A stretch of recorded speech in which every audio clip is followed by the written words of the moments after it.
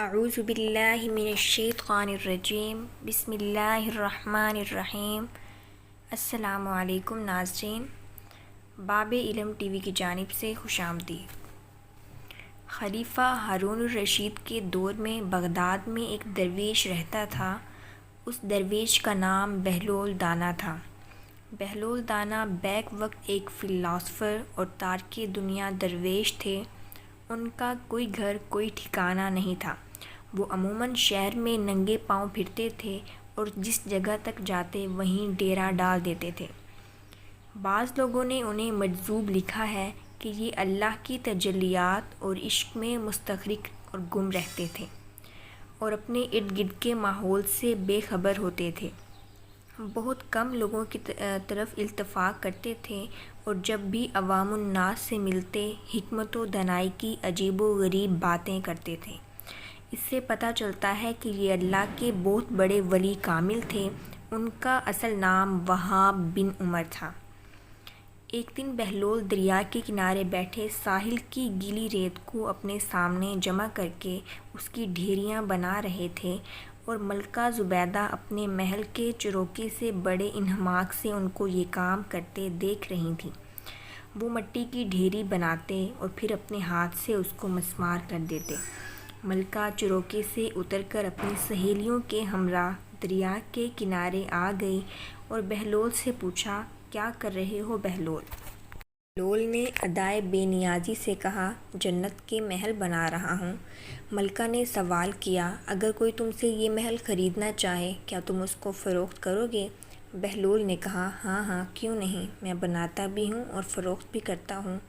تو بتاؤ ایک محل کی کیا قیمت ہے؟ ملکہ کے سوال کرتے ہی بہلول نے بے ساختی سے کہا، 3 درہم۔ ملکہ زبیدہ نے اسی وقت اپنی کنیزوں کو حکم دیا کہ بہلول کو 3 درہم ادا کیے جائیں اور ادا کر دیے گئے۔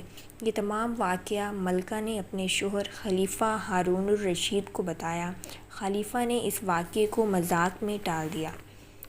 رات کو جب ہارون الرشید سوئے تو انہوں نے خواب میں جنت کے مناظر دیکھے۔ آبشاریں، پھل پھول وغیرہ دیکھنے کے علاوہ اونچے اونچے محلات بھی دیکھے۔ ایک سرخ یاقوت کے بنے ہوئے محل پر انہوں نے ملکہ زبیدہ کا نام لکھا ہوا دیکھا۔ ہارون الرشید نے سوچا، میں دیکھوں تو صحیح کیونکہ یہ میری بیوی کا گھر ہے۔ وہ محل میں داخل ہونے کے لیے جیسے ہی دروازے پر پہنچے ایک دربان نے انہیں روک لیا۔ ہارون الرشید کہنے لگے، اس پر تو میری بیوی کا نام لکھا ہوا ہے، اس لیے مجھے اندر جانا ہے۔ دربان نے کہا، نہیں، یہاں کا دستور الگ ہے، جس کا نام ہوتا ہے اسی کو اندر جانے کی اجازت ہوتی ہے، کسی اور کو اجازت نہیں ہوتی۔ اس لیے آپ کو اندر داخل ہونے کی اجازت نہیں۔ جب دربان نے ہارون الرشید کو پیچھے ہٹایا تو ان کی آنکھ کھل گئی۔ بیدار ہونے پر فوراً خیال آیا، مجھے تو لگتا ہے بہلول کی دعا زبیدہ کے حق میں اللہ تعالیٰ نے قبول کر لی ہے۔ وہ ساری رات اسی افسوس میں کروٹیں بدلتے رہے۔ چنانچہ وہ شام کو بہلول کو تلاش کرتے ہوئے ادھر ادھر دیکھ رہے تھے کہ اچانک انہوں نے دیکھا کہ بہلول ایک جگہ بیٹھے اسی طرح مکان بنا رہے ہیں۔ ہارون الرشید نے کہا، السلام علیکم۔ بہلول نے جواب دیا، وعلیکم السلام۔ ہارون الرشید نے پوچھا، کیا کر رہے ہیں؟ بہلول نے کہا، جنت کے محل بنا رہا ہوں۔ ہارون الرشید نے پوچھا، بیچو گے؟ تو بہلول نے کہا، ہاں ہاں کیوں نہیں، میں بناتا بھی ہوں اور فروخت بھی کرتا ہوں۔ تو بتاؤ ایک محل کی کیا قیمت ہے؟ بہلول نے بے ساختہ کہا، تمہاری پوری سلطنت۔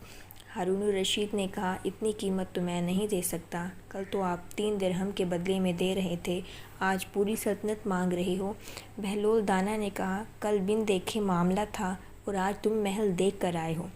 خلیفہ ہارون الرشید یہ سن کر بہلول کے سامنے گھٹنوں کے بل بیٹھ گئے اور کہا، حضرت جی میری ساری سلطنت لے لیں اور مجھے ایک محل دے دیں۔ جب بہلول نے خلیفہ کی عاجزی دیکھی تو کہا کہ میں تمہاری سلطنت کا کیا کروں گا؟ اس دنیا کی محبت تو بہت سے گناہوں کی جڑ ہے، جاؤ اپنی سلطنت اپنے پاس رکھو، اس محل کو بھی تمہارے لیے 3 درہم میں فروخت کر دوں گا۔ مزید واقعات اور وظائف کے لیے چینل کو سبسکرائب کریں، ویڈیو پسند آئے تو لائک اور شیئر کریں۔